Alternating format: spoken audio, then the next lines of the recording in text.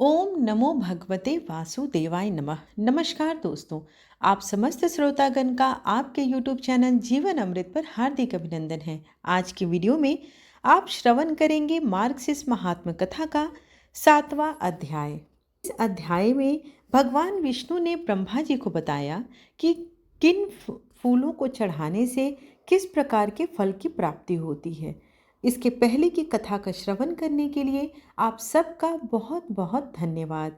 कथा का श्रवण हमेशा पूर्ण करें ताकि आपको इससे कुछ लाभ मिल सके। तो चलिए भगवान विष्णु का ध्यान करते हुए आज की वीडियो का आरंभ करते हैं। ब्रह्मा जी श्री विष्णु भगवान से बोले कि हे देवेश, मनुष्य को जिस पुष्प से जो फल मिलता है उस समस्त पुष्पों के महात्म को आप बतलाने की कृपा करें। श्री विष्णु भगवान ब्रह्मा जी से बोले, हे पुत्र सुनो, जिस पुष्प से मुझे बड़ी प्रसन्नता होती है मैं उन पुष्पों से होने वाले महात्म्य की कथा आपसे कहता हूँ। इसमें कोई भी संशय नहीं है। मल्लिका अर्थात बेला, मालती अर्थात चमेली, युथिका अर्थात जूही, अतिमुक्तका तेंदुआ, पाटल अर्थात पाठर, करवीर जिसे कनैल फूल बोलते हैं, जयंती, रनवास, विजया जिसे भांग कहते हैं, कुंभजक, तबक, कर्णिकार, कुरंटक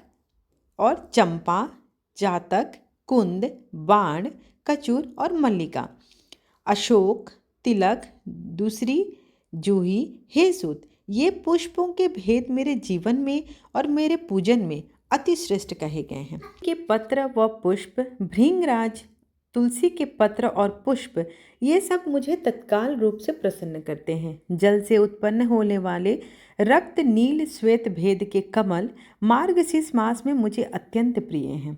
हे सूत, मुझको वे ही प्रिय हैं जो पुष्प अति सुंदर रूप रस गंध से युक्त होते हैं। मुझको निर्गंध पुष्प भी प्रिय हैं और केतकी को छोड़कर अन्य जितने भी सुगंधित पुष्प हैं वे सभी मुझे प्रिय हैं।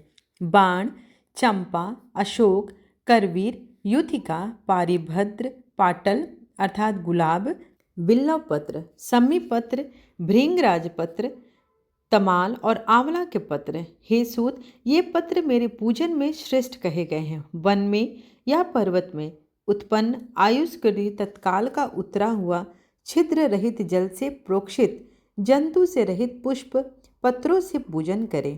तप, शील और गुणों से युक्त वेद के पारंगत पात्र अर्थात ब्राह्मणों को 10 तोला सुवर्ण का दान देने से जो फल मनुष्य पाता है वह फल मनुष्य मार्गशीर्ष मास में पुष्प दान से भी पाता है तथा 1 दोना पुष्प को मेरे लिए अर्पित करता है। हे सूत, 10 तोल सुवर्ण दान से भी अधिक फल प्राप्त होता है। जो पुष्प में भेद है उसको तुम सुनो। दोनों पुष्पों से खदीर का पुष्प अति श्रेष्ठ फलदायक है और 1000 खदीर पुष्पों से समी पुष्प विशेष फलदायक है। 1000 बिल्व पुष्पों से बक पुष्प विशेष फलदायक है तथा 1000 बक पुष्पों से नदावर्त पुष्प विशेष फलदायक है और 1000 नदावर्त पुष्पों से करवीर का पुष्प अर्थात कनैल का पुष्प विशेष फलदायक बताया गया है तथा 1000 कनैल पुष्पों से श्वेत करवीर अर्थात श्वेत रंग के जो कनैल का फूल होते हैं वो विशेष फलदायी होते हैं। 1000 पलाश पुष्पों से कुश पुष्प विशेष फलदायक है और 1000 कुश के पुष्पों से वनमाला विशेष फलदायक है तथा 1000 वनमाला से चंपा का पुष्प विशेष फलदायक है और 100 चंपा पुष्प से अशोक के पुष्प उत्तम हैं। 1000 अशोक पुष्प से स्वेंती अर्थात सेवती पुष्प उत्तम है। सेवंती पुष्पों से कुजक पुष्प उत्तम है। 1000 कुजक पुष्पों से मालती का पुष्प उत्तम है। 1000 संध्या पुष्पों से त्रिसंध्या पुष्प उत्तम फलदायक माना गया है।